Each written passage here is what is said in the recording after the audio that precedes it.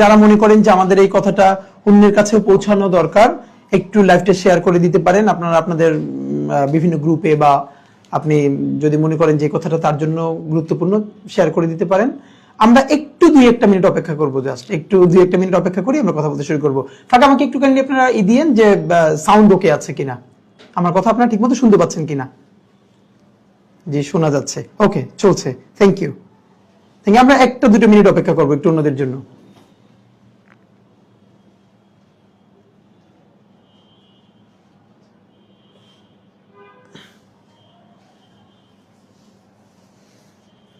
ফ্রেমটা আরো এই পাশে নাও, আর ওইদিকে নাও ফ্রেম।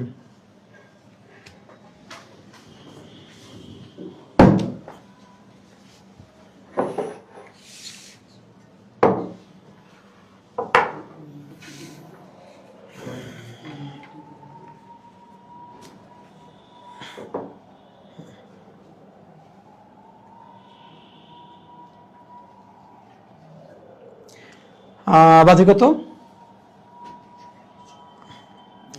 আশা করি আপনাদের যদি কোনো প্রশ্ন থাকে, নিশ্চয়ই অনেকের অনেক প্রশ্ন থাকতে পারে, আপনারা কমেন্টে লিখে দিবেন। আমরা তো অনেক বড় লাইভ করবো না, ছোট লাইভ করতে চাইবো।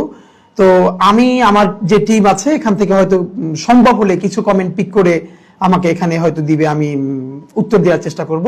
আই থিংক কয়টা বেজে গেছে? 40? আচ্ছা, আমি মনে হয় যারা আছেন, আমি কথা শুরু করি, সময় বেশি নষ্ট না হয়। ওকে, থ্যাংক ইউ।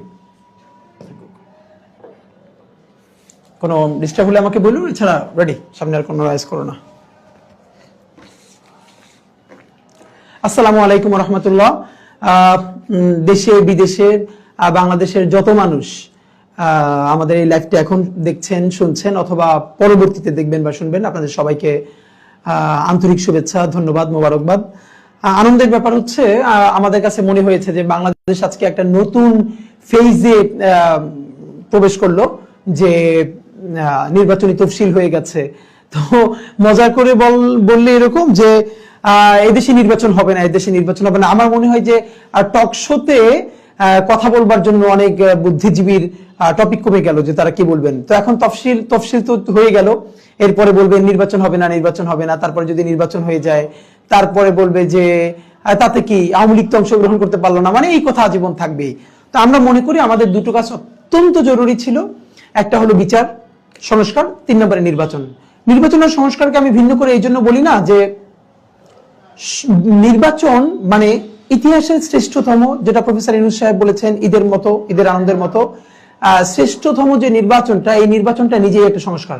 এখানে বসে সামনে মুভ করো না কেউ, ওদিক যাও, আমার ডিস্টার্ব হচ্ছে, ওদিক যাও। তো একটু কাইন্ডলি আমরা গুছিয়ে নিলাম। যেটা আমি আপনাদেরকে একটু বলা, যে আজকে যেহেতু তফসিল হয়ে গেছে, প্রথমত আমি একজন স্বতন্ত্র প্রার্থী হিসেবে তফসিলকে স্বাগত জানাচ্ছি। যে বহু ধরনের ষড়যন্ত্র তত্ত্ব, বিভিন্ন ক্রাইসিস, দিল্লির ষড়যন্ত্র, আওয়ামী লীগের বিনিয়োগ, এরকম অনেক কিছুকে ভেস্তে দিয়ে প্রফেসর ইউনূস এবং ইন্টারিম গভর্নমেন্ট তফসিল ঘোষণা করতে পারলো, নির্বাচনের তারিখ ঘোষণা করতে পারলো। এই জন্য আমি একজন স্বতন্ত্র প্রার্থী হিসেবে নিশ্চয়ই সকলকে এবং এই পুরো প্রক্রিয়ার সাথে জড়িত নির্বাচন কমিশন, সরকার এবং সকলকে আন্তরিকভাবে ধন্যবাদ জানাতে চাই। দেখেন, আমি কয়েকটা ছোট ছোট ইস্যুতে একটু রেসপন্স করতে চাই। প্রথমত, তফসিল হয়ে গেছে, ইনশাল্লাহ আল্লাহ চাইলে এবার অন টাইমে নির্বাচনটা হয়ে যাবে। কিন্তু একটু যেটা খুব মানে চিন্তার বিষয়, সেটা হলো এই যে নির্বাচনটা হবে, এই নির্বাচনটাকে অতীতের যে কোনো সময়ের সাথে যদি আপনি কম্পেয়ার করেন, যে এটা 2001-এর চেয়ে ভালো নির্বাচন হয়েছে, 96-র চেয়ে, 90-র চেয়ে, এটা খুব খারাপ একটা ব্যাপার হবে। বাংলাদেশের সব থেকে দুঃখের ব্যাপার হলো, বাংলাদেশ স্বাধীন হবার পরে, মুক্তিযুদ্ধের পরে 73-এর যে প্রথম নির্বাচনটা হয়েছে, এটাই প্রচন্ড ভোট চুরির, ভোট ডাকাতির, কারচুপির নির্বাচন হয়েছে। Free and free election Bangladesh স্বাধীনতার পরে পায় নাই প্রথমটা। এরপরে এতগুলো ইলেকশনের মধ্যে গত 15 বছর তো বাংলাদেশ ইলেকশন উঠেই গেছে। এরপরে কয়েকটি যে রিমার্কেবল ইলেকশন হয়েছে, আমরা বলি 91-এর ইলেকশন, 96-এর ইলেকশন। দেখেন, ইলেকশন গুলো হয়েছে, বেশ মোটামুটি সবাই অংশগ্রহণ করেছে, কিন্তু ইলেকট্রাল যে ভায়োলেন্স, যে সহিংসতা, এগুলো তো বাংলাদেশের একদম কালচারাল অংশ হয়ে গেছে। ইলেকশন মানে ইলেকট্রাল কালচার হয়ে গেছে, যে মারামারি, খুনোখুনি থাকতেই হবে, এ না হলে হবে না। প্রথমে বলে রাখি, বাংলাদেশের একটা গ্রুপ বলবার চেষ্টা করছিল যে পার্টিসিপেট ইলেকশন হতে হলে সেখানে আওয়ামী লীগ লাগবে, এই সেই লাগবে। একটু মনে করিয়ে দেই কয়টা দল অংশগ্রহণ করলো, এটার উপরে তো পার্টিসিপেটরি ইলেকশন হয় না। সে অর্থে তো আওয়ামী লীগ সবসময় পার্টিসিপেটরি ইলেকশন করেছে, তারা 20টা-30টা নাম করাস্তে দলকে সাথে রেখে তারপর ইলেকশন করতো, কিন্তু কত পার্সেন্ট ভোট দিত?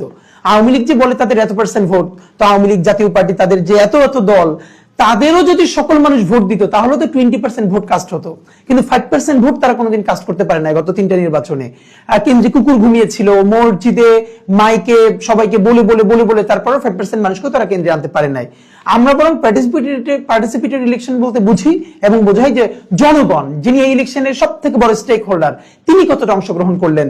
এই শীতের সকালে কুয়াশার মধ্যে মানে দাঁড়িয়ে কতজন ভোট দিতে এলেন, শিশুদেরকে কোলে নিয়ে, দাড়ি পাকা মানুষ, বৃদ্ধ, নারী, সবার মধ্যে কি পরিমাণ কোলাহল তৈরি হলো সেটা।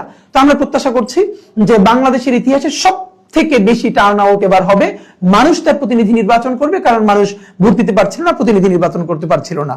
এখন ব্যাপার হলো প্রফেসর ইউনূস সাহেব বলেছেন যে এই নির্বাচনটা হবে ঈদের উৎসবের মতো। হ্যাঁ, এটাকে সিগনিফিকেন্ট করবার জন্য অনেকগুলো আয়োজন ইতিমধ্যে নির্বাচন কমিশন, যেগুলো চোখে পড়বার মতো, প্রবাসীরা পোস্টাল ভোট দিতে পারবেন, সরকারি কর্মকর্তা যারা নিজের এলাকার বাইরে কর্মরত থাকবেন তিনিও চাইলে পোস্টাল ভোট দিতে পারবেন, এরকম বেশ কিছু উদ্যোগ নেওয়ার চেষ্টা করা হয়েছে। কিন্তু আমি একজন প্রার্থী হিসেবে আপনাদের কাছে কয়েকটা কনসার্ন জানিয়ে রাখি। নাম্বার 1, দেখেন নির্বাচন হবে 12ই ফেব্রুয়ারি, ফাইন। এখন আমি বুঝতে পারছি না যে এইটাকে নির্বাচন কমিশন ইচ্ছে করে করছে। বাংলাদেশের যে প্রতিষ্ঠিত দল, এখন সবচেয়ে বড় দল কোনটা? বিএনপি, জামাত ইসলামী, এরকম আরো যে কয়টা দল, মানে রাজনৈতিক দলের বাহিরে কিছু স্বতন্ত্র ক্যারেক্টার তারা যদি উঠে আসতে চায়, মানে তাদেরকে কি নির্বাচন কমিশন দমিয়েই রাখতে চায়? মানে নির্বাচন কমিশন কি চায় না যে দলের বাহিরে কোনো প্রার্থী, কোনো ক্যারেক্টার একটু বড় হোক, একটু ভালো করুক? যদি না চায়, আপনাদেরকে শুধু একটা বলি, আপনারা জানেন গত অলমোস্ট 5 মাস ধরে আমি এবং আমার টিম ঢাকা 8-এর প্রত্যেকটা অলিতে গলিতে, মসজিদে, মন্দিরে, স্কুল, কলেজ, ইউনিভার্সিটিতে আমরা সেই ফজর থেকে রাত্রি 10টা পর্যন্ত জনসংযোগ করি, ভোটার যোগ করি। আমরা মানুষের বাড়িতে যাই, বাড়ির সামনে দাঁড়াই, কথা বলি, চা খাই, তাদের পরামর্শ শুনি। আমরা এইবার প্রথম বাংলাদেশের নির্বাচনে বেশ কিছু সিগনিফিকেন্ট ভ্যালু অ্যাড করতে পেরেছি। দেখেন, আমরাই প্রথম বলেছি জনতাই লিখবে জনতার ইশতেহার। আমরা বোর্ড নিয়ে, কাগজ নিয়ে, তারপরে মার্কার নিয়ে প্রত্যেকটা এলাকায় যাচ্ছি গত 3-4 মাস ধরে।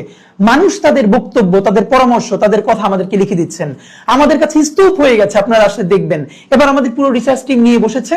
মানুষ আমাদের কাছে কি প্রত্যাশা করে, কি চায়, তাদের কি পরামর্শ, কি অভিযোগ, এইগুলো একজন এমপি আসলে কতটুকুন ডিল করতে পারে, মানে তার ক্ষমতা, ইখতিয়ার কতটুকুন, আমরা এগুলো নিয়ে কি সমাধান করতে পারবো, এগুলো নিয়ে ইনশাআল্লাহ আমরা কাজ করছি।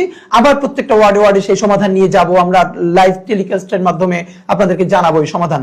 আমরা সেই ফজর থেকে একটা ক্যাম্পেইন শুরু করছি প্রত্যেক এলাকায়, এটা আপনাদের অনেকের ভালো লেগেছে।